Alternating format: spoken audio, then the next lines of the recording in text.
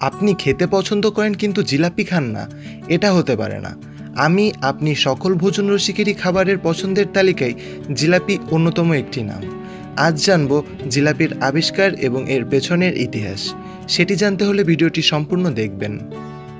একবার মুঘল সম্রাট জাহাঙ্গীরের সামনে এক মিষ্টি রস বিশিষ্ট গোলাকৃতির চক্রাকার প্যাঁচ বিশিষ্ট খাবার হাজির করা হয়। সেই মিষ্টি খেয়ে সম্রাট জাহাঙ্গীর এতটাই বিমোহিত হয়ে যান যে সেটির সাথে নিজের নাম জুড়ে দেন। মিষ্টিটির নাম রাখা হয় জাহাঙ্গীরা, আর সগর্বে সেটি সংযুক্ত হয় মুঘল বাদশার খাদ্য তালিকায়। রাজকীয় এই মিষ্টিকেই আজ আমরা জিলাপি নামে চিনি। তবে জিলাপির উদ্ভব যে সম্রাট জাহাঙ্গীরের সময় ঘটেছে তেমনটা না।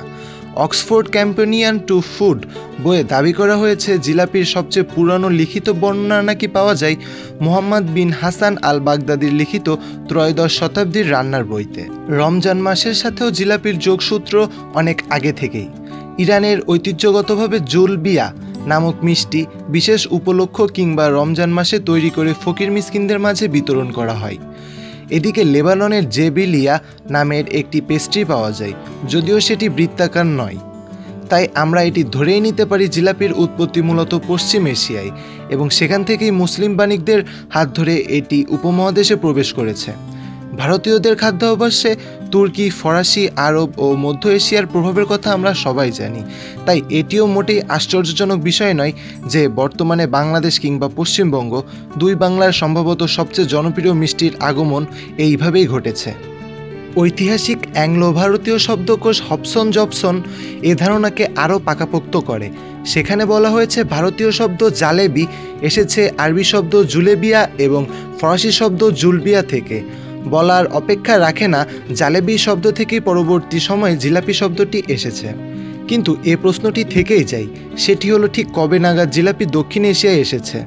1450 খ্রিস্টাব্দের দিকে জৈন সাধু জিনসুর রচিত প্রিয়ঙ্কর রূপকথা গ্রন্থে ধনী বণিকদের নিয়ে আয়োজিত একটি নৈশভোজের বর্ণনায় জিলাপির উল্লেখ ছিল। তখনকার দিনে ভারতে জিলাপি পরিচিত ছিল কুণ্ডলিকা বা জব্বাল্লিকা নামে। সুতরাং আমরা একদম নিশ্চিতভাবে বলতে পারি যে ভারতীয় উপমহাদেশে জিলাপির বয়স কম করে হলেও 500 বছর তো হবেই। সম্ভবত মধ্যযুগে ফরাসিভাষী তুর্কিরা ভারত আক্রমণ করার পরই কোনো একটা সময় জিলাপি চলে আসে এ অঞ্চলে, এবং বর্তমানে এখানেও ঠিক পশ্চিম এশিয়ার মতো জিলাপির হরেক নাম রয়েছে, যেমন জালেবি, জিলবি, জিলিপি, জিলেপি ইত্যাদি। তো এই ছিল আজকের ভিডিও। আপনি জিলাপি খেতে পছন্দ করেন কি না সেটা অবশ্যই কমেন্ট বক্সে জানাবেন। আর ভিডিওটি যদি একটুও ভালো লেগে থাকে তাহলে লাইক, কমেন্ট এবং সাবস্ক্রাইব তো করবেনই।